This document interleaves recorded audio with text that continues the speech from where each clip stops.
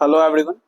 सो आज हम लोग प्रिंसिपल्स ऑफ मैनेजमेंट चैप्टर का सेकंड पार्ट करने वाले हैं। सो फर्स्ट पार्ट में हमने बेसिक मीनिंग्स देखा और उसके कुछ इंपॉर्टेंस वगैरह देखे थे।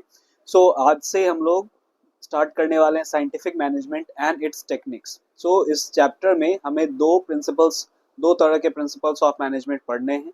एक साइंटिफिक प्रिंसिपल है, दूसरा एडमिनिस्ट्रेटिव प्रिंसिपल है। तो साइंटिफिक प्रिंसिपल्स क्या है और इसमें कितने प्रिंसिपल्स आएंगे, ये सभी हम लोग देखते हैं। सबसे पहला कि साइंटिफिक प्रिंसिपल्स ऑफ मैनेजमेंट जो दिया गया था वो फ्रेडरिक विंसलॉट टेलर के द्वारा दिया गया था। Taylor was a person within a very short duration rose from ranks of an ordinary apprentice to chief engineer in Midvale Steel Company। अब ऐसा क्या हुआ कि वो इतने कम समय में ये ऑर्डिनरी अप्रेंटिस से वो इतने बड़े चीफ इंजीनियर बन गए। Taylor conducted a number of experiments and came to conclusion that workers were producing much less than the targeted standard task। ठीक है। Also, both the parties, management and worker, hostile together each other। He gave a number of suggestions to solve this problem and correctly propounded the theory of scientific management to emphasize the use of scientific approach in managing an enterprise instead of hit and trial method। For this contribution, he is well known as father of scientific management। इन्होंने क्या देखा industries में, तो इन्होंने देखा क्या कि management और वर्कर एक दूसरे से कोऑपरेट नहीं करते हैं, है ना, एक दूसरे से कोऑपरेट नहीं कर रहे हैं। और इसके वजह से इन्होंने सजेशंस दिया कि किस तरीके से हमें साइंटिफिक अप्रोच का इस्तेमाल करना चाहिए, ना कि हिट एंड ट्रायल मेथड का, कि जो भी हम काम कर रहे हैं उसे हिट एंड ट्रायल मेथड पे काम बेस नहीं करना चाहिए। इसीलिए उन्होंने कुछ साइंटिफिक अप्रोच अप्लाई किए और साइंटिफिक मैनेजमेंट दिया। इसी की वजह से इन्हें फादर ऑफ साइंटिफिक मैनेजमेंट कहा जाता है। पहला क्वेश्चन आपका ये यहाँ से निकल के आता है कि who is known as father of scientific management. F.W. Taylor, Frederick Winslow Taylor is known as father of scientific management। Scientific management attempts to eliminate waste to ensure maximum production at minimum cost। Scientific management क्या कहता है कि हमें क्या करना चाहिए कि waste को एलिमिनेट करना चाहिए ताकि हमारा मैक्सिमम प्रोडक्शन हो सके मिनिमम कॉस्ट में। और क्या किया, तो इन्होंने डेफिनेशन दिया साइंटिफिक मैनेजमेंट का कि scientific management means knowing exactly what you want men to do and seeing that they do it in the best and cheapest way। F.W. Taylor का ये कहना था कि हमें सबसे पहले देखना है कि हम क्या काम को करवाना चाह रहे हैं अपने लोगों से, और फिर ये भी देखना है कि वो उस काम को बेस्ट और चीपेस्ट वे में करे। इनका ये भी कहना था कि हमें छोटे से छोटे काम को प्रॉपरली साइंटिफिकली प्लान करना चाहिए, है ना। अगर हमें ईट भी उठा के मान लेते हैं कि अगर ग्राउंड फ्लोर से अगर फर्स्ट फ्लोर पर अगर ईट भी लेके जाना है, ठीक है, वो भी साइंटिफिकली प्लान होना चाहिए, बस हिट एंड ट्रायल मेथड पे नहीं होना चाहिए, इंट्यूशन मेथड पे नहीं होना चाहिए, है ना। तुक्का मार के कोई काम को यहाँ पे नहीं करना है, साइंटिफिकली प्लान करना है। Okay. Scientific management refers to use of scientific standardised tools, methods and trained workers in business activities in order to increase the total production with minimum cost and minimum wastages। It aims at the best mix of 3M, men, machinery and material। ठीक है। इसमें 3M का बात किया जाता है, men, machinery and material। अब आ जाते हैं इन्होंने प्रिंसिपल्स आखिर क्या क्या दिया। F.W. Taylor has given 4 principle. तो आपको ये ध्यान रखना है कि इन्होंने कितने प्रिंसिपल दिए, 4। 4 प्रिंसिपल्स दिए। इसमें से सबसे पहला हमारा है science not rule of thumb. आखिर ये क्या होता है science not rule of thumb? देखो, in order to increase organisational efficiency, rule of thumb method should be substituted by method developed through scientific analysis of work. Now rule of thumb का मतलब क्या होता है? तो rule of thumb means decision taken by manager as per their personal judgement. तो जब भी decision personal judgement पे लिया जाता है या हिट एंड ट्रायल मेथड पे लिया जाता है, या आप देखो कि जो चीजें होती आ रही हैं, है ना, जो चीजें होती आ रही हैं, तो उसमें विदाउट क्वेश्चनिंग उस चीजों को वैसे ही करना, that is rule of thumb. ठीक है, कि ऐसा ही होते आया है, हमारे यहाँ ऐसा ही होता है, ये चीजें बेसिकली रूल ऑफ थंब कहलाती है। ठीक है। रूल ऑफ थंब को यहाँ से हटाना है, किससे? तो साइंस से। साइंटिफिक अप्रोच हमें अप्लाई करना है। So according to Taylor, even a small production activity like loading iron sheets into boxcar can be scientifically planned, है ना। तो मैंने कहा, जैसे कि मैंने एग्जांपल ब्रिक का दिया, उसी तरह से यहाँ पे क्या हुआ कि आयरन सीट्स को भी एक छोटा सा काम है हमारा कि आयरन सीट्स को अगर लोड करना है बॉक्स कार में तो वो भी साइंटिफिकली प्लान होना चाहिए, वो भी ऐसे ही हिट एंड ट्रायल मेथड पे, या जो अभी तक जो मेथड अपनाया जा रहा है उसी को ब्लाइंडली फॉलो नहीं करना है, उसके पीछे कारण होना चाहिए। This will help in saving time as well as human energy. Next है कि the principle is concern with selecting the best way of performing job through the application of scientific analysis and not by intuition और hit and trial method. So हमने यही समझा, इससे conclusion क्या निकला science not rule of thumb से, ये निकला कि रूल ऑफ थंब को हटाना है। रूल ऑफ थंब का मतलब कि जो चीजें हमारे शुरू से आती जा रही हैं, शुरू से होती जा रही हैं, या फिर हिट एंड ट्रायल मेथड से जो काम हो रहा है उसे हमें हटाना है, रिप्लेस करना है किस चीज के साथ, थ्रू साइंटिफिक अप्रोच। ठीक है, यानी कि हर एक चीज के पीछे सोच समझ के हमें काम करना है कि क्यों ये काम हो रहा है, काम को करने से क्या होगा, कारण क्या है इस काम को करने का, ये सभी कॉज एंड इफेक्ट प्रॉपरली देख के ही हमें क्या करना चाहिए, काम को करना चाहिए। नेक्स्ट जो आता है हमारा, that is harmony not discord. So harmony not discord का मतलब क्या हुआ कि यहाँ पे हार्मनी होना चाहिए, यानी अच्छा तालमेल होना चाहिए किसके बीच में, so workers and management, workers and management के बीच में हार्मनी, कंप्लीट हार्मनी होना चाहिए, एक सिंक होना चाहिए, है ना। और यहाँ पे क्या हो गया, डिस्कॉर्ड नहीं होना चाहिए। डिस्कॉर्ड का मतलब अनबन नहीं होना चाहिए, कोई तरह का यहाँ पे मन मुटाव नहीं होना चाहिए। Since if there is any conflict between the two, it will not be beneficial either for the worker or the management. So इसमें कहा गया कि अगर इन दोनों में कोई भी तरह का मन मुटाव होता है, कोई भी तरह का कॉन्फ्लिक्ट होता है, so जो एफिशिएंसी है या जो ऑर्गेनाइजेशन के लिए जो काम होने वाला है वो नहीं होगा, और दोनों के लिए ये फिर बेनिफिशियल नहीं होगा, वर्कर के लिए भी अच्छा नहीं होगा, मैनेजमेंट के लिए भी अच्छा नहीं होगा। तो इसमें क्या बोला गया, both management and worker should realise the importance of each other, दोनों को एक दूसरे का इंपॉर्टेंस रियलाइज होना चाहिए। ठीक है, सो इसमें जनरली आप देखो कि क्या मेंशन किया गया कि शेयरिंग ऑफ ग्रांट्स या sharing between management and workers. So अब जैसे वर्कर ने अच्छा काम किया है तो वर्कर को बोनस वगैरह प्रोवाइड किया जाए। ठीक है, अच्छा काम किया है तो यहाँ पे वर्कर्स को बोनस वगैरह प्रोवाइड किया जाए उसके काम के लिए। सो इस तरीके से दोनों एक दूसरे के साथ अच्छे से यहाँ पे रिलेशन मेंटेन कर सकते हैं, है ना। अब यहाँ पे क्या है कि basis of this thought mental revolution, basis of his thought mental revolution, अब ये क्या है कि in order to achieve this state Taylor suggested complete mental revolution on the part of both management and workers. So Taylor ने इस चीज को apply करने के लिए एक सर्टेन थॉट दिया जिसे मेंटल रिवॉल्यूशन कहा जाता है। अब इस मेंटल रिवॉल्यूशन में आखिर था क्या, सो मेंटल रिवॉल्यूशन का मतलब कि दोनों का, वर्कर्स और मैनेजमेंट, दो एलिमेंट हैं हमारे यहाँ पे, एक है मैनेजमेंट और दूसरा है वर्कर। सो वर्कर और मैनेजमेंट जो है दोनों का यहाँ पे क्या होना चाहिए, थॉट प्रोसेस जो है वो चेंज होना चाहिए, कंप्लीट मेंटल आउटलुक चेंज होना चाहिए, एटीट्यूड चेंज होना चाहिए एक दूसरे के प्रति।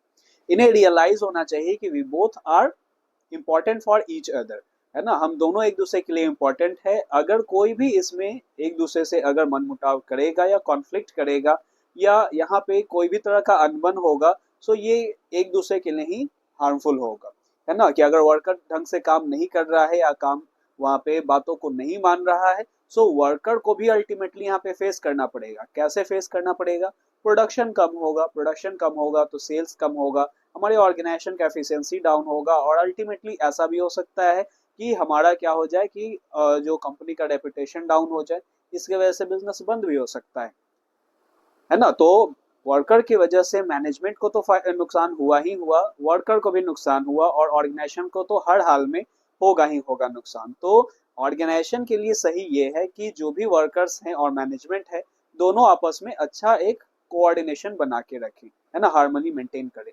सो to achieve complete harmony between management and worker, Taylor advocated a complete mental revolution.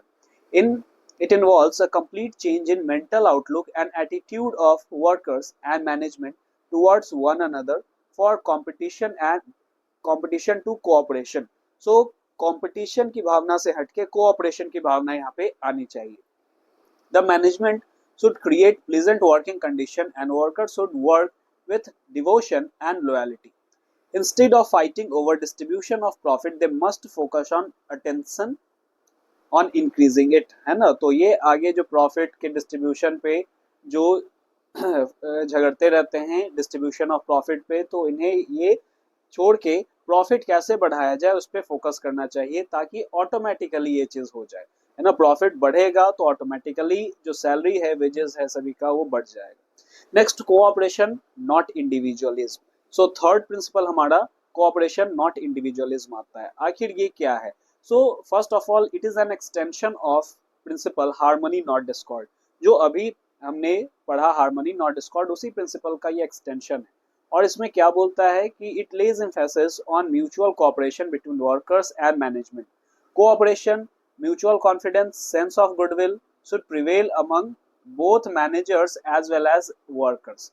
ठीक है। सो यहाँ पे कोऑपरेशन की भावना होनी चाहिए, इंडिविजुअलिज्म नहीं होना चाहिए कि सब हमने ही किया है, सब मैंने ही किया है। मैं की भावना से हटके वी की भावना कि हमने किया है ना। मैंने छोड़ के हमने यहाँ पे आना चाहिए। जैसे कोई भी एक को यहाँ पे बेसिकली ऐसा नहीं है कि जैसे वर्कर बहुत काम करते हैं और उस सभी का जो भी रिवॉर्ड है वो मैनेजर लेके चले जाएं कि मेरे ही गाइडेंस के अंडर तो हुआ है, मैंने ही तो किया है, मैंने ही करवाया है। ऐसा नहीं होना चाहिए। उसे ये करना चाहिए कि हम सभी ने मिलके ये काम किया है ना। This intention is to replace the intention is to replace internal competition with cooperation. Constructive suggestion of workers should be adopted and they should not go on strike as both management and workers share responsibility and perform together. So देखो, ये इस cooperation not individualism का बहुत best example है Japan. तो Japan में basically क्या होता है ना कि जनरली वहाँ वर्कर्स को अगर कोई मैनेजमेंट से बात मनवाना होता है तो बिना बताए या वो डायरेक्ट स्ट्राइक पे नहीं चले जाते हैं। वो क्या करते हैं, ब्लैक रिबन अपने शोल्डर पे वो बांध लेते हैं और फिर वो रिप्रेजेंट करते हैं सामने वाले को कि हम कुछ बातों को लेके आपसे बात करना चाह रहे हैं, है ना। कुछ यहाँ पे हमारा टर्म्स एंड कंडीशन है, वो आपको मानना होगा। और काम नहीं छोड़ते हैं, वो काम करते ही रहते हैं, इवन दो कि और ज्यादा एफिशिएंसी से काम करते हैं कि मैनेजमेंट के नजर में ये चीजें आए कि वर्कर्स क्या चाह रहे हैं, है ना। वर्कर्स कितना काम कर रहे हैं, अगर ये स्ट्राइक पे चली गई तो ऑर्गेनाइजेशन को कितना नुकसान हो सकता है, ये चीजें। ठीक है। As both management and workers share responsibility and perform together.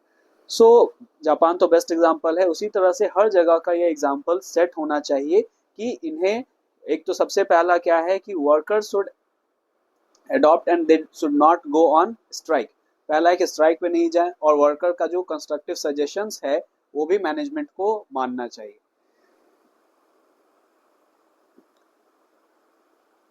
आगे बढ़ते हैं हम लोग। नेक्स्ट, फोर्थ हमारा क्या है principle? Development of each and every person to his or her greatest efficiency and prosperity. Fourth principle हमारे पास आया कि हर एक पर्सन का यहाँ पे डेवलपमेंट होना चाहिए, उसका एफिशिएंसी बढ़ना चाहिए to the greatest efficiency and prosperity. जितना ज्यादा हो सके उतना ज्यादा यहाँ पे क्या करना है, उनका ग्रोथ करना है। ये कैसे होगा? एफिशिएंसी कैसे बढ़ेगा? Time to time training provide करके, एजुकेशनल यहाँ पे एजुकेशनल प्रोग्राम्स प्रोवाइड करके। Efficiency of any organisation also depends on the skill and capabilities of its employees to a great extent.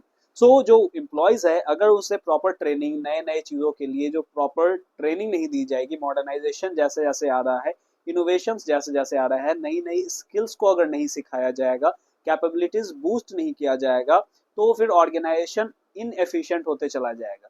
वो एफिशिएंसी नहीं मेंटेन कर पाएगा। ये एफिशिएंसी अगर बढ़ाना है एम्प्लॉयज के लिए भी काम करना पड़ेगा। कैसे? By providing training to the workers and worker was considered essential in order to learn the best method developed through the use of scientific approach। तो साइंटिफिक अप्रोच को छोड़ना नहीं है, साइंटिफिक अप्रोच के अकॉर्डिंग ही हमें ट्रेनिंग वगैरह time to time provide करते रहना है। The work assigned to each employee should suit his her physical, mental and intellectual capabilities.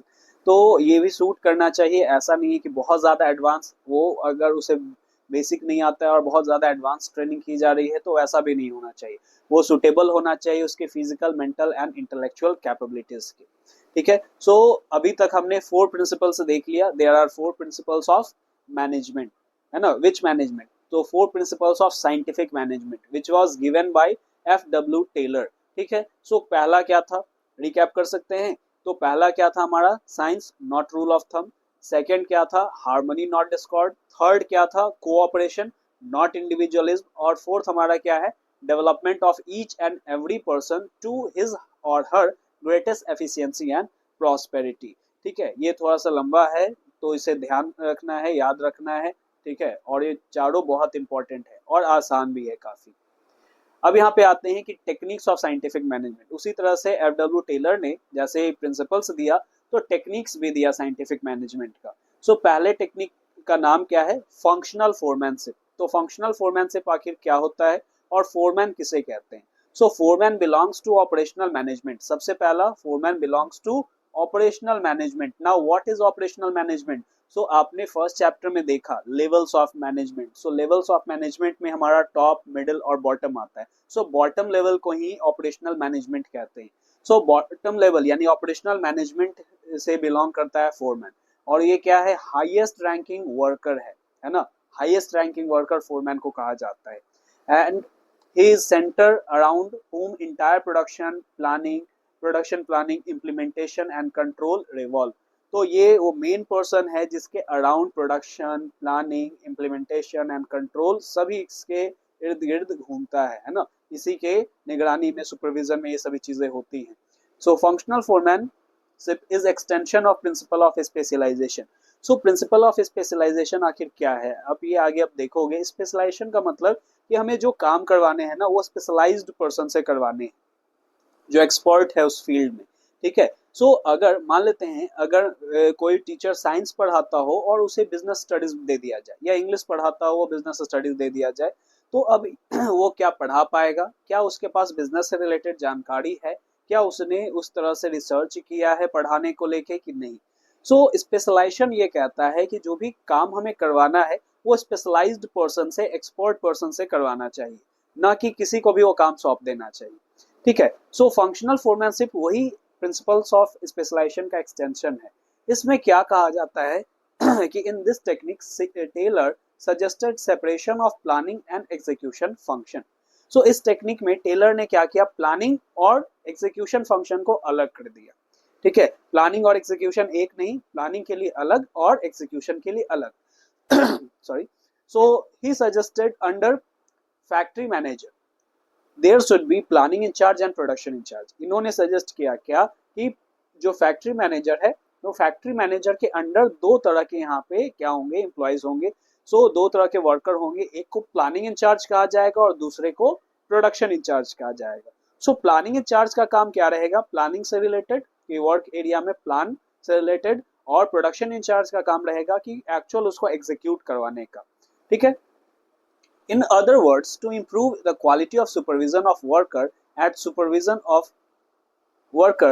supervisor level, Taylor developed concept of functional foremanship।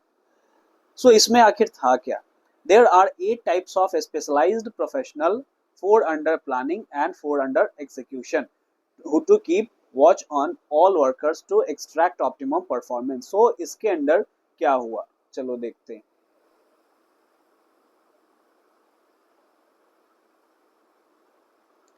सो देखो क्या हुआ कि टेलर ने क्या सजेस्ट किया कि फैक्ट्री मैनेजर के अंडर दो तरह के यहाँ पे वर्कर्स को रखा जाए, एक प्लानिंग इंचार्ज और दूसरा प्रोडक्शन इंचार्ज।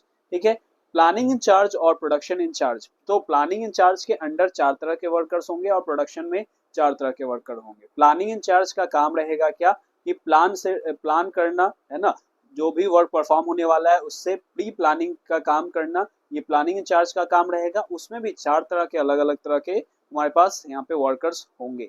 ठीक है, और प्रोडक्शन इंचार्ज में भी 4 तरह के वर्कर्स होंगे। सो ये बहुत इंपॉर्टेंट टॉपिक है आपका। अब इसमें क्या है, सो देखो एक बात और कि फोरमैन, अब जैसे टेलर के अकॉर्डिंग फोरमैन जो होना चाहिए, या एक्चुअल में फोरमैन भी टैक्टफुल भी होना चाहिए, है ना, काम को वो स्पीडली भी करे। ठीक है, वो प्लानिंग भी अच्छा करे, प्रोडक्शन भी अच्छा करवा पाए। तो इतने सारे जो फंक्शंस हैं एक पर्सन में, एक तरह के वर्कर में पाना होना वो मुश्किल है, इसीलिए इसको 8 पार्ट्स में बांट दिया गया है। कोई एक पर्सन पूरी तरीके से हर एक फील्ड में स्पेशलाइज्ड नहीं हो सकता है, सो उसलिए काम बांट दिया गया। सो प्लानिंग का काम क्या हो गया प्लानिंग इंचार्ज का? The main function of planning incharge is to plan all aspect of job to be performed. अब इसमें क्या क्या आ जाते हैं, तो इसमें आप देखो सबसे पहला आया instruction card clerk. So instruction देखो नाम से याद रखना है, जिस तरीके का नाम यहाँ पे डिटरमाइन किया गया वही है यहाँ पे। सो इंस्ट्रक्शन, अब इंस्ट्रक्शन देने का जो काम होता है सो वो आ जाता है इंस्ट्रक्शन कार्ड क्लर्क का। तो the main function is to draft instruction according to which worker has to perform their job, कि वर्कर को क्या काम करने हैं वो इंस्ट्रक्शन ड्राफ्ट कर दे वो, है ना, कि इस तरीके से इसे काम करने हैं। ओके, नेक्स्ट है route clerk. So route clerk क्या हो जाता है? The route clerk specifies route of production. Route का मतलब रास्ता, सीक्वेंस, तो कैसे कैसे काम को करना है। इंस्ट्रक्शन कार्ड ने इंस्ट्रक्ट कर दिया कि आपको क्या क्या काम करने हैं वो बता दिया स्टार्टिंग में। रूट क्लर्क क्या करेगा, वो सीक्वेंस बता रहा है कि देखो पहले ये काम करने हैं, फिर ये काम करने हैं, फिर ये काम करने हैं, इस तरीके से सीक्वेंस बता दिया गया। Sequence to perform various mechanical and manual operation. He also decide the job is to be done for the day and where it is to be done. ये भी डिसाइड करता है कि job is to be done for the day, है ना, कि एक दिन में कितने काम करने हैं और कहाँ काम करने हैं, ठीक है, एरिया डिटरमाइंड होता है। उसके बाद है time and cost clerk. So time and cost clerk as the name suggest time, so it he fixes the time. तो टाइम एंड कॉस्ट क्लर्क में दो चीजें आ गई, एक तो वो टाइम फिक्स करेगा, है ना, टाइम फिक्स करेगा कि starting and completion of work, कि स्टार्ट कब होना है और कंप्लीट कब तक हो जाना है, उसके लिए time fixation, standard time fixation हुआ। और कॉस्ट क्लर्क में यहाँ पे क्या होगा, कॉस्ट शीट प्रिपेयर करेगा कि अब जब हम लोग प्रोडक्शन कर रहे हैं या प्रोडक्शन करेंगे तो उसमें हमारा खर्च कितना आना चाहिए, है ना, हर एक चीज से वो कॉस्ट शीट प्रिपेयर होगा कि हर एक चीज का कितना कितना खर्च होगा, लेबर कॉस्ट कितना है, प्रोडक्शन कॉस्ट कितना है, ये सभी कुछ, ठीक है। Next disciplinarian. तो as the name suggest disciplinarian, तो ऑर्गेनाइजेशन में डिसिप्लिन मेंटेन करके रखने का जो काम होता है वो डिसिप्लिनेरियन को दे दिया गया है ना, कि अब जैसे मान लेते हैं कि वहां पे वो डिसिप्लिन मेंटेन करके रखे या वर्कर्स टाइम पे आ रहे हैं या नहीं आ रहे हैं, काम को एग्जीक्यूट कर रहे हैं, उसमें कहीं और भी कुछ काम तो नहीं कर रहे हैं ये। So he is concern with coordination in each job and from planning to successful execution.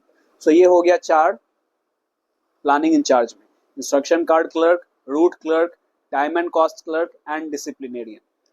अब दूसरा प्रोडक्शन इंचार्ज, अब आते हैं हम लोग प्रोडक्शन इंचार्ज के एंगल से देखते हैं। सो प्रोडक्शन इंचार्ज में भी क्या किया गया, अब यहाँ पे एग्जीक्यूट वर्क को, प्लान को एग्जीक्यूट करवाने का काम यहाँ पे देखा गया। सो इसमें चार आ गए। अब देखो थोड़ा फनी नेम भी रहेगा इसमें, speed boss.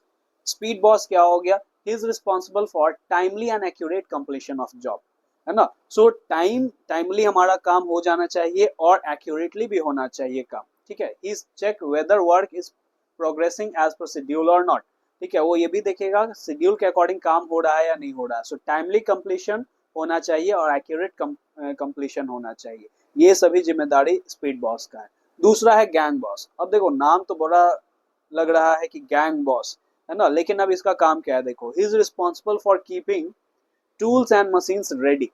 So tools and machines ready, जो वर्कर्स काम करने आने वाले हैं सो उनका जो भी टूल्स और मशीनरी होगा उसको प्रॉपर वो रेडी रखे, ऐसा नहीं कि इधर उधर बिखरा हुआ है ना, कोई चीज अपने वर्किंग कंडीशन में नहीं है तो उसको वो प्रॉपर रेडी रखे ऑपरेशन के लिए, कि कोई भी तरह का डिले ना हो, वर्कर्स आए और काम स्टार्ट कर दें, ठीक है। सो ये रिस्पॉन्सिबल उसके लिए होगा। फिर रिपेयर बॉस, रिपेयर बॉस किसके लिए होगा, तो ऑब्वियसली रिपेयर करने के लिए। So he ensure proper working condition of tools and machines, ठीक है। सो जो भी टूल्स और मशीन्स है वो प्रॉपर काम कर रहे हैं, वर्किंग कंडीशन में है या नहीं है, अगर नहीं है तो उसे प्रॉपरली रिपेयर करे और रेडी रखे। सो ये रिपेयर बॉस का काम हो गया। और सबसे लास्ट में इंस्पेक्टर। नाउ इंस्पेक्टर का क्या काम रहेगा, so he ensure that the work is done as per the standard of quality of work set out by planning department. So planning department में जो वर्क सेट किया गया था उसके according standard of quality maintain हुआ है या नहीं हुआ, यानी फाइनल चेक करने का काम, इंस्पेक्ट करने का काम इंस्पेक्टर का हो जाएगा, ठीक है। सो ये हमने देख लिया पहला टेक्निक्स ऑफ मैनेजमेंट, सो जिसको हम लोग कहें क्या, फंक्शनल फोरमैनशिप। क्लियर। अब आगे आते हैं हम लोग। Now standardisation and simplification. So इसमें इस टेक्निक में क्या है, दो चीजें आई, standardisation and simplification. So standardisation refers to developing standards for every business activity. Business के हर एक्टिविटीज के लिए स्टैंडर्ड फिक्स करना, यानी कि एक पर्टिकुलर प्रॉपर यहाँ पे डिफाइंड स्टैंडर्ड होना चाहिए जिसके अकॉर्डिंग काम होगा, ठीक है। So standard can be set for the process, कि प्रोसेस के लिए स्टैंडर्ड, रॉ मटेरियल्स के लिए स्टैंडर्ड, टाइम के लिए स्टैंडर्ड, जैसे कितना टाइम में वो प्रोड्यूस होना चाहिए, प्रोडक्ट के लिए स्टैंडर्ड, मेथड और वर्किंग कंडीशंस, तो इन सभी के लिए स्टैंडर्ड। तो आप देखते होंगे कि कोई भी जो प्रोडक्ट रहता है उसका भी एक सर्टेन स्टैंडर्ड रहता है। जैसे मान लेते हैं कि अगर आप मान लेते हैं कि टूथपेस्ट अगर परचेज कर रहे हो, तो टूथपेस्ट परचेज कर रहे हो तो टूथपेस्ट अगर मान लेते हैं आपका 20 रुपीज़ का अगर टूथपेस्ट है, तो आप जितने भी यहाँ पे इस सेम कंपनी के 20 रुपीज़ के टूथपेस्ट देखोगे, सब में सेम क्वालिटी रहेगा, है ना, एग्जैक्ट सेम रहेगा, सब में एग्जैक्ट सेम, यहाँ पे एक तो क्वांटिटी रहा, दूसरा क्वालिटी एग्जैक्ट सेम रहेगा, जो भी इंग्रेडिएंट्स यूज किए हैं उसमें उसका जो भी कॉम्पोजिशन है वो एग्जैक्टली सेम रहेगा, तो स्टैंडर्ड तय हुआ। तो इसी के बेसिस पे आप देखते हो कि जैसे मान लेते हैं कि कोई बिस्किट आप परचेज किए, suppose bourbon, you have purchase bourbon. So bourbon अगर आप पटना में परचेज करके खाओ, है ना, जो एक पर्टिकुलर कंपनी का है, तो पटना में परचेज करके खाओ, आप दिल्ली में परचेज करके खाओ, आप बैंगलोर में परचेज करके खाओ, या आप कहीं पे भी उस सेम कंपनी का गुड्स को अगर आप परचेज करो, बिस्किट को परचेज करो और आप कंज्यूम करो, आपको सभी जगह सेम टेस्ट मिलेगा, है ना, कहीं पे चेंजेस आपको नहीं दिखेंगे। व्हाई? बिकॉज कंपनी के थ्रू वो स्टैंडर्ड के अकॉर्डिंग मेंटेन किए गए हैं कि जितना कॉम्पोजिशन है एग्जैक्टली सेम, एक पॉइंट भी इधर से उधर नहीं होता है, ठीक है। ऐसा नहीं है कि पटना में अब कोई, अब ऐसा आपने खाया है कि डेयरी मिल्क आप खा रहे हो और बोल रहे हो कि अरे इसमें तो बहुत ज्यादा चीनी है ना, और एक बहुत मीठा लग रहा है और एक बोल रहा है कि इसमें तो जा नमक डालना ही भूल गया है, ठीक है, तो ऐसा नहीं होगा, क्योंकि एक प्रॉपर वो क्राइटेरिया के अकॉर्डिंग, स्टैंडर्ड के अकॉर्डिंग वो मेंटेन होता है। So it helps in establishing the norms for size, types, height, ये एक एक चीज के लिए नॉर्म्स डिफाइंड होता है। जैसे आप देख लो कि यहाँ पे प्रोडक्ट दिए गए, ठीक है, तो डाबर के इतने सारे प्रोडक्ट यहाँ पे दिए गए हैं, तो ये सभी प्रोडक्ट का बेसिकली क्या है, स्टैंडर्ड तय है कि उसका शेप, साइज, कलर जो होगा, है ना, उसका जो हाइट होगा, एक एक चीज डिफाइंड है, उसमें कोई चेंजेस नहीं होगा, ठीक है। टू प्रोड्यूस, अब इसके लिए और क्या है कि स्टैंडर्ड का ऑब्जेक्टिव क्या है, to produce product of same type, size and characteristic. अब देखो यहाँ पे क्या हुआ कि जो प्रोडक्ट है वो सेम टाइप्स का, साइज का, कैरेक्टरिस्टिक का बने, इसीलिए यहाँ पे स्टैंडर्डाइजेशन यूज होता है ना, कि अब हर एक अलग प्रोडक्ट बन जाएगा। अब जैसे बिस्किट बन रहा है तो कोई गोल बन रहा है, कोई रेक्टेंगल शेप का बन रहा है, कोई ट्रायंगल शेप का बन रहा है, तो अब बहुत प्रॉब्लम हो जाएगा, है ना, कि स्टैंडर्ड अगर तय नहीं रहेगा तो काफी प्रॉब्लम्स हो सकती है।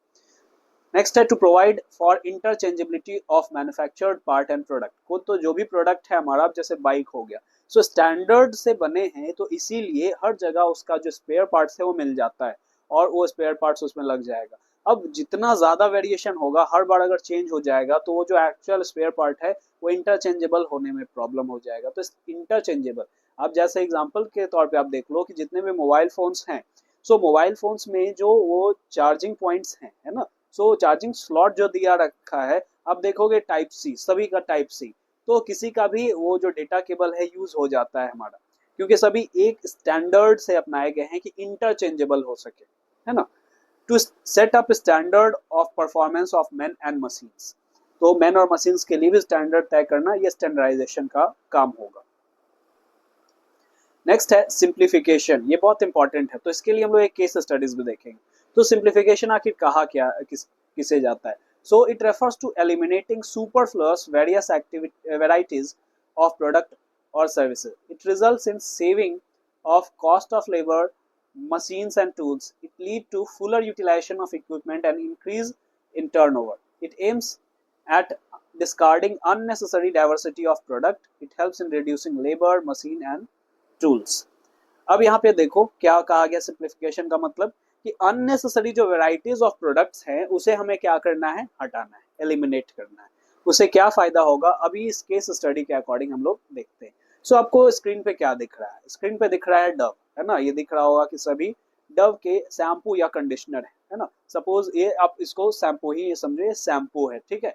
अब ये डव के शैम्पू है जिसमें सभी में एक ही तरह का प्रोडक्ट है, शैम्पू ही है, सेम प्रोडक्ट है, ठीक है। बट आप इसमें डिफरेंस क्या देख रहे हो, डिफरेंस देख रहे हो कि इसका जो बॉटल है ना, उसका डिजाइन जो है, शेप, साइज जो है वो अलग है, ठीक है।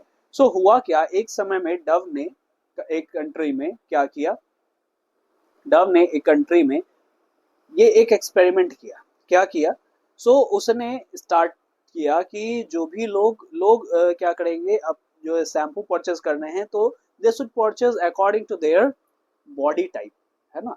जब जिस तरह का उनका बॉडी टाइप होगा उस तरह का वो प्रोडक्ट लेंगे। सो उसे लगा, डव को लगा क्या कि ये बहुत ज्यादा इनोवेटिव आइडिया है, तो जिस तरह का बॉडी शेप होगा, कोई लंबा होगा तो लंबा वाला बॉटल लेगा, है ना, कोई नाटा होगा तो नाटा वाला बॉटल लेगा, है ना, किसी का शेप अगर वो मान लेते हैं वो फैल रहा है इसे जिसे कहा जाए, तो अब उस वो जिसका शेप जिस तरह का रहेगा उस तरह का वो बॉटल लेगा, प्रॉपर जो फिट है वो उस तरह का बॉटल लेगा।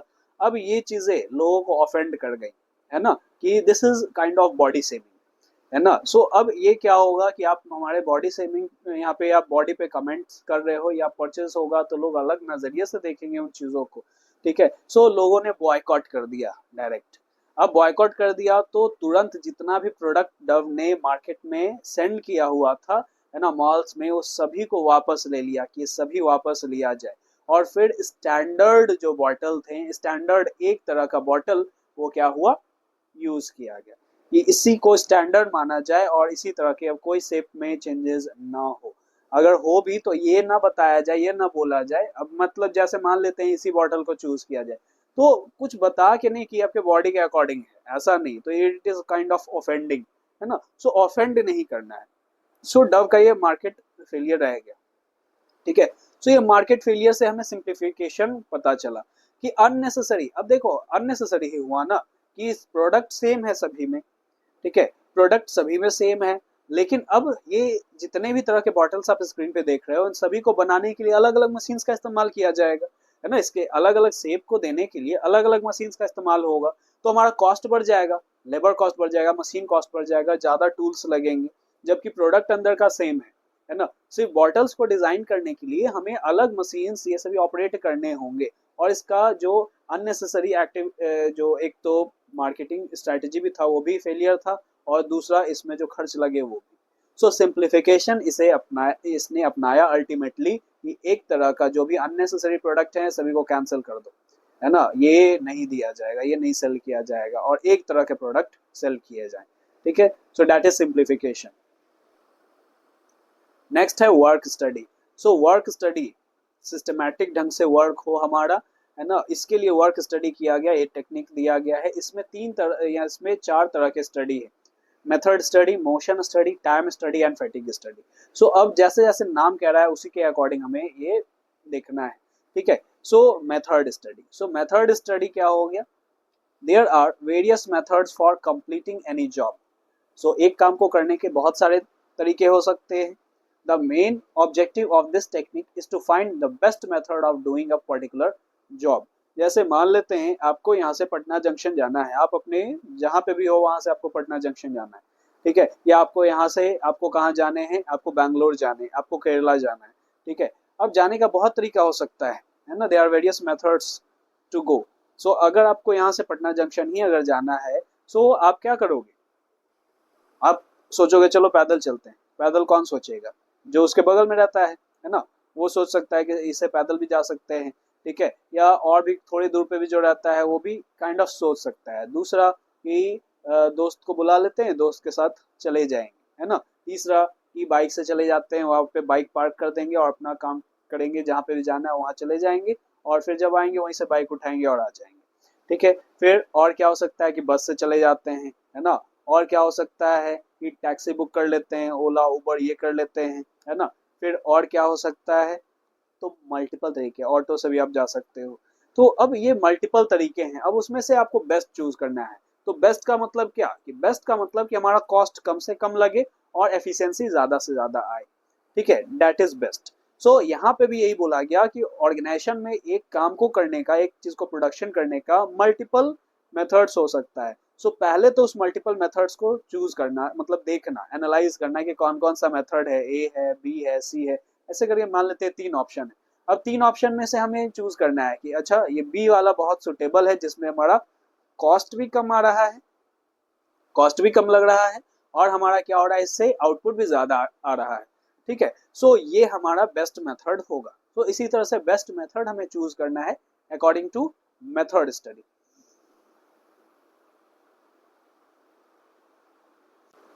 Now motion study. तो वर्क स्टडी में सेकंड आया हमारा मोशन स्टडी। मोशन स्टडी आखिर क्या है? तो जैसा नाम सजेस्ट है, यहाँ पे नाम सजेस्ट किया गया है वही चीजें हैं। मोशन का मतलब क्या हो गया? मूवमेंट हो गया। So motion study refers to various movements like sitting, standing, holding, turning, changing position, etc. of workers while performing a particular job. The main objective of this study is to identify the motions which are productive, incidental, and unproductive. It is the science of eliminating wasteful resulting from using unnecessary, ill-directed, and inefficient motions by workers and machines to identify best methods of work. अब यहाँ पे क्या बोला गया इसमें? अब देखो, motion studies में बोला गया कि हमें बेस्ट मूवमेंट को यहाँ पे देखना है हर एक चीज का, कि कैसे अगर वो काम हो रहा है तो वो किस तरीके से बैठा जा रहा है, किस तरीके से स्टैंड है वो, है ना, कैसे वो टर्न कर रहा है, कैसे वो प्रोडक्ट को होल्ड कर रहा है। ये सभी चीजें, एक एक चीजों के मूवमेंट के बारे में यहाँ पे स्टडी किया जा रहा है कि कौन सा जो मूवमेंट है वो बहुत ज्यादा प्रोडक्टिव है, कौन सा मूवमेंट वो अनप्रोडक्टिव है। अच्छा, इससे क्या होगा? अब जैसे देखो, आप अपने घर में, अब जैसे कि अगर मम्मी अगर खाना बनाती है तो अब जैसे मान लेते हैं उन्हें चाय बनाना है, ठीक है, तो चाय बनाना है तो क्या जो दूध है ना, जो सिलेंडर है ना, क्या, और फिर जो चीजें उसमें इंग्रेडिएंट्स आती हैं जैसे चीनी वगैरह हो गया, चाय पत्ती हो गई, क्या वो सब अलग अलग रूम में रखा रहता है, एक ही जगह पे रहता है? ऑब्वियसली कोई भी ऐसा नहीं होगा कि जो अलग अलग रूम में, कि चाय पत्ती अलग रूम में है ना, चीनी के लिए अलग रूम रखा गया है, ऐसा नहीं होगा। सो अब वो क्या होगा, कहाँ रहता है? सो जहाँ पे वो बनाया जाएगा, है ना, जहाँ पे भी वो चूल्हा है हमारा, तो जहाँ पे भी वो सिलेंडर है, गैस है, स्टोव है, सो वहां पे ही हमारा आसपास में वो सभी चीजें रखी रहेंगी कि आसानी से वो क्या हुआ, मूवमेंट हो सके। आप जाओगे, अगर मान लेते हैं फास्ट फूड कॉर्नर पे आप अगर जाओगे तो वहां पे आप देखोगे कि क्या है कि सब कुछ अगल बगल ही रखा रहता है। अगर मान लेते हैं चाउमीन अगर बन रहा है, तो सब कुछ अलग अलग, जो भी सॉस है, जो भी इंग्रेडिएंट्स है, सब आसपास में रखा हुआ रहेगा। उसे दूर कहीं जाना नहीं पड़ता है ताकि उसका मूवमेंट क्या हो, कम हो। सो आप देख सकते हो इसका एरिया, कि मूवमेंट कम हो, आसानी से वो मूव कर सके। सो उसी तरीके से हर एक मूवमेंट को यहाँ ट्रैक करना है कि कौन सा प्रोडक्टिव है, कौन सा अनप्रोडक्टिव है। इसका बेस्ट एग्जांपल लेते हैं। सो एक मूवी आया था द फाउंडर, ठीक है। सो द फाउंडर मूवी में क्या बताया गया? सो वो कॉन्सेप्ट है ना कि मैकडोनल्ड्स को लेके, सो मैकडोनल्ड्स जो कंपनी है उसको लेके वो मूवी बनाई गई है। आप देखोगे तो बड़ा इंटरेस्टिंग लगेगा। लेकिन फिलहाल ये इसमें समझते हैं कि मैकडोनल्ड्स ने कैसे फास्ट फूड इंडस्ट्री के सिनेरियो को चेंज कर दिया पूरी तरह से। जो मैकडोनल्ड्स ने जो चीजें अपनाई वो एक लैंडमार्क बन गया, एक ब्लूप्रिंट बन गया, एक एग्जाम्पल बन गया फास्ट फूड इंडस्ट्री के लिए। कैसे? सो मैकडोनल्ड्स बेसिकली दो ब्रदर के द्वारा, दो भाई के द्वारा ओपन किया गया था। सो उन्होंने सोचा क्या कि हमें जो बर्गर और ये सभी जो हम लोग सेल करते हैं, तो बहुत कम समय में लोगों को वो पहुंचा पाए, या लोगों को मतलब सर्व कर पाए, या हम उसके जो भी रिक्वायरमेंट्स हैं उनको पूरा कर पाए बहुत कम समय में, ऑर्डर्स को प्लेस कर पाए। ये मेनली उनका ये था। तो कम समय में कैसे करेंगे? सो अब हुआ क्या, जैसे आपको स्क्रीन पे दिख रहा है, ये उसी मूवी का एक पर्टिकुलर सीन है। अब इस मूवी में आपको दिख रहा है कि ये टेनिस कोर्ट है, ठीक है। सो ये ब्रदर्स ने जितने भी एम्प्लॉयज थे उसके, उस सभी एम्प्लॉयज को इस टेनिस कोर्ट में बुलाया और उन्हें प्रिटेंड करने के लिए, एक्ट करने के लिए बोला कि जो जो आपका किचन में काम है ना, जैसे आपको आपको क्या करना है कि फ्राई करने वाला काम है, तो आप उस पोजीशन पे चले जाओ, एक पोजीशन पे चले जाओ। आपका जो भी एपरेटस है या जो भी स्टोव्स है वो कहाँ होगा, आप उसको इमेजिन करो। किसी को उसमें पिकल डालना है, किसी को उसमें मिक्स करना है, ये सब चीज, सब अपना अपना काम अपने प्लेस पे चले जाओ।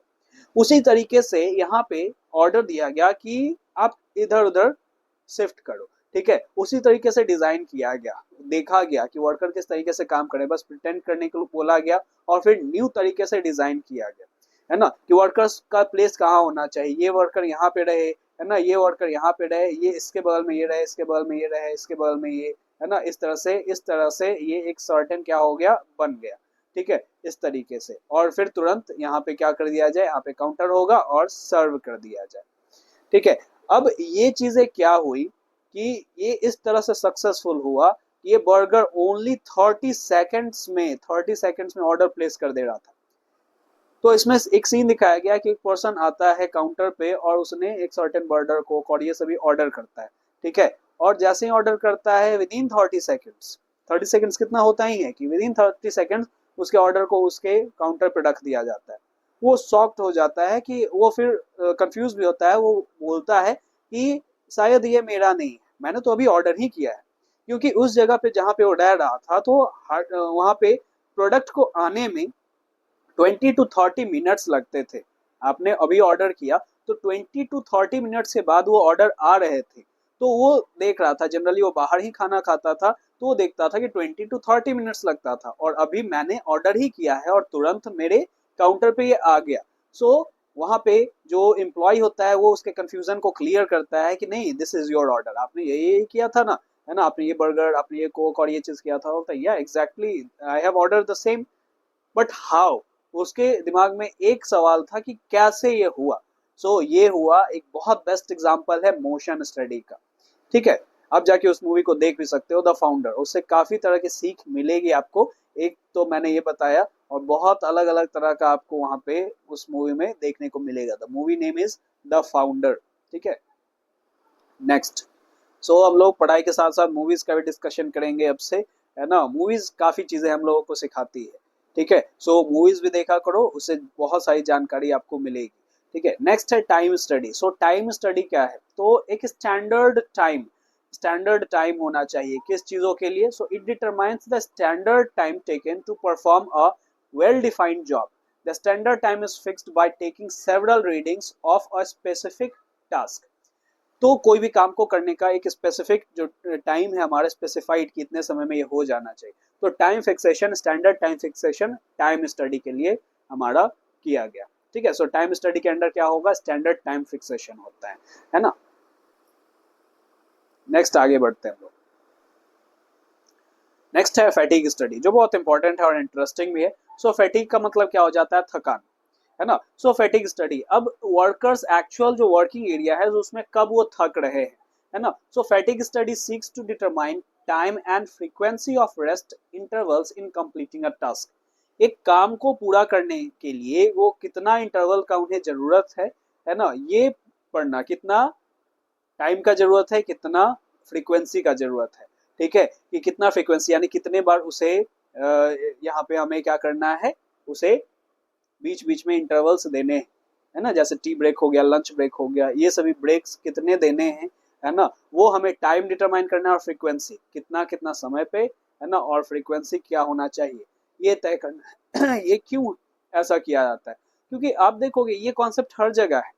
आप स्कूल्स में पढ़ते हो तो स्कूल्स में भी ये कॉन्सेप्ट है लंच का, है ना। वीक में ये कॉन्सेप्ट है संडे का, कि काम करते करते लोग थकते हैं तो एक ऐसा समय रहे कि जहाँ पे वो रेस्ट करे, है ना, रिफ्रेश हो जाए, है ना। जो भी उनका स्टेमिना जा चुका है उस स्टेमिना को वो फिर से वापस लेके आ पाए। सो ये फैटिग स्टडी में आखिर बढ़ा जाता है, ठीक है।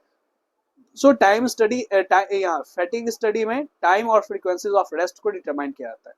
गूगल ने बहुत बेस्ट इसको अप्लाई किया है फैटिग स्टडी को। देखो ये गूगल, इसको ना स्लीपिंग पॉड्स कहते हैं, गूगल ऑफिसेज में होता है स्लीपिंग पॉड्स, कि जो भी एम्प्लॉयज को अब जैसे काम कर रहा है, काम करने के दौरान उसे अगर ऐसा लग रहा है कि उसे रेस्ट चाहिए, तो स्लीपिंग पॉड में इस तरह से डिजाइन किया गया, वहां जाके थोड़ी देर सो सकता है, कोई एक नैप ले सकता है। इस तरह से डिजाइन किए गए गूगल ऑफिस में, ठीक है। सो आप सोच रहे हो कि मेरे भी स्कूल्स में रहता है यार तो बड़ा अच्छा रहता है ना। जापान के स्कूल्स में है, जापान के स्कूल में एक कॉन्सेप्ट है कि वहां पे ना बच्चों को स्टार्टिंग में पहले सुलाया जाता है कि आप थोड़ी देर तक सो जाओ, अगर बच्चा वैसा फील कर रहा है ना, कि अगर उसका नींद पूरा नहीं हुआ है तो उससे पहले उस तरह से सुलाया भी जाता है और उसके बाद फिर उसे पढ़ाया जाता है कि जब आप जागते हो, है ना, आप ये देखोगे खुद भी, अगर आप फील करोगे, आप जब सो के उठते हो तो आप ज्यादा एनर्जेटिक आप रहते हो, है ना। अब आपका दिमाग जो है ना वो एक सर्टेन क्या हो चुका है कि एक पेस में आ चुका है।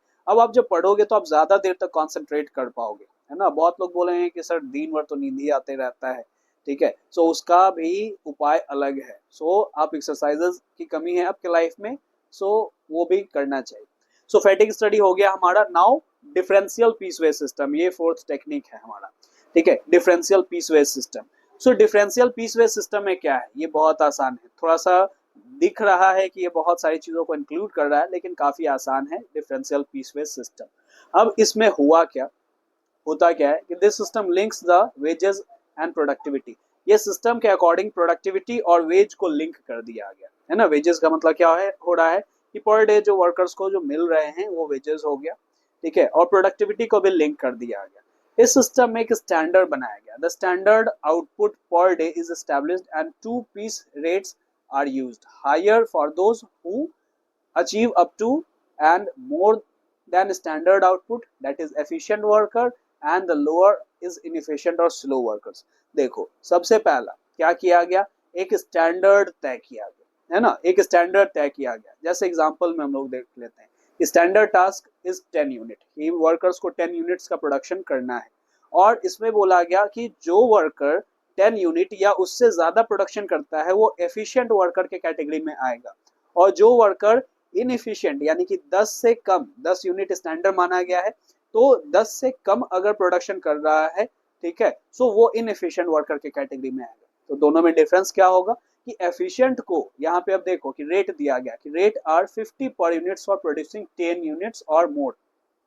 तो जो 10 यूनिट प्रोड्यूस कर रहा है एक दिन में या 10 से ज्यादा अगर कर रहा है, तो पर यूनिट उसे कितने मिलेंगे, 50 रुपीज पर यूनिट, उसे 50 रुपीज मिलेंगे। जितना ज्यादा वो प्रोड्यूस कर पाएगा, है ना, तो पर यूनिट उसका 50 यूनिट है। और जो 10 से कम किया, जैसे 9 ही किया, तो उसे 40 रुपीज पर यूनिट यहाँ पे मिलेंगे, है ना, 40 रुपीज पर यूनिट उसे मिलेंगे। तो अंतर हो गया कि जो अगर ज्यादा अगर कर रहा है, 10 बना लिया, तो 10 या 10 से ज्यादा अगर प्रोडक्शन किया है तो 50 रुपीज पर यूनिट, एक प्रोडक्ट पे उसे 50 रुपए मिलेंगे, और जो 10 यूनिट से कम करेगा तो एक प्रोडक्ट पे उसे 40 ही रुपए मिलेंगे, ठीक है। So worker A produces 11 units, he gets 550, यानी 11 यूनिट्स इंटू 50 रुपीज, एक यूनिट का 50 रुपया। और वर्कर बी 9 यूनिट ही यहाँ पे प्रोड्यूस किया है, तो उसे 360 रुपीज मिलेंगे, यानी 9 इंटू 40, है ना। तो इनएफिशिएंट को कम और एफिशिएंट को ज्यादा। तो इससे क्या फायदा होगा, इससे मोटिवेट हो पाएंगे वर्कर्स। जो एफिशिएंट है वो चाहेगा और ज्यादा बना लेते हैं, जितना ज्यादा काम करेंगे उतना ज्यादा पैसा मिलेगा, ठीक है। और जो इनएफिशिएंट है वो भी सोचेगा कि देखो कम काम कर रहे हैं तो हमें ऐसे ही पर यूनिट कम मिल जा रहा है, अगर 9 बनाया एक और बना लेते तो हर एक प्रोडक्ट पे 10 रुपीज ऐसे ही बढ़ जाते, ठीक है। सो जितना ज्यादा करेंगे प्रोडक्शन उतना ज्यादा फायदा मिलेगा। सो डिफरेंशियल पीस वेज सिस्टम बहुत ही बेहतरीन टेक्निक है जिसका इस्तेमाल ऑर्गेनाइजेशन में किया जाता है प्रोडक्शन और प्रोडक्टिविटी को इंक्रीज करने के लिए। सो देखो हमारा जो साइंटिफिक मैनेजमेंट वाला जो अप्रोच था, साइंटिफिक मैनेजमेंट, साइंटिफिक प्रिंसिपल, ये पूरा कवर हो गया, यानी FW टेलर का पूरा कॉन्सेप्ट हमारा कवर हो गया। नेक्स्ट क्लास में हम लोग यहाँ पे नेक्स्ट एडमिनिस्ट्रेटिव प्रिंसिपल्स पढ़ेंगे जो हेनरी फेयोल के द्वारा दिया गया है, 14 प्रिंसिपल्स, ठीक है। सो ये वीडियो आपको अगर समझ में आया, और अगर आपने पहले वीडियो को नहीं देखा है तो पहले वीडियोस भी देख लो, डिस्क्रिप्शन में उसका लिंक दिया गया है, ठीक है। और हमारे चैनल को सब्सक्राइब भी कर लो ताकि आपको नोटिफिकेशन प्रॉपर मिलते रहे, और आपको अकाउंटेंसी, बिजनेस स्टडीज और इकोनॉमिक्स 11th 12th के बेसिस पे भी और उसके आगे भी और करियर गाइडेंस का भी आपको जानकारी मिलते रहे। सो हमारा यही कोशिश है कि हर तरह से आप लोगों को एफिशिएंट बनाना, हर तरह की जानकारी आपको देना जो कॉमर्स फील्ड से रिलेटेड है, जो कॉमर्स बैकग्राउंड से हैं और नहीं है, जो नहीं है उनके लिए भी हम लोग कुछ काम कर रहे हैं, और जो है उनके लिए तो प्रॉपर है, ठीक है। Okay, thanks for watching, thank you everyone.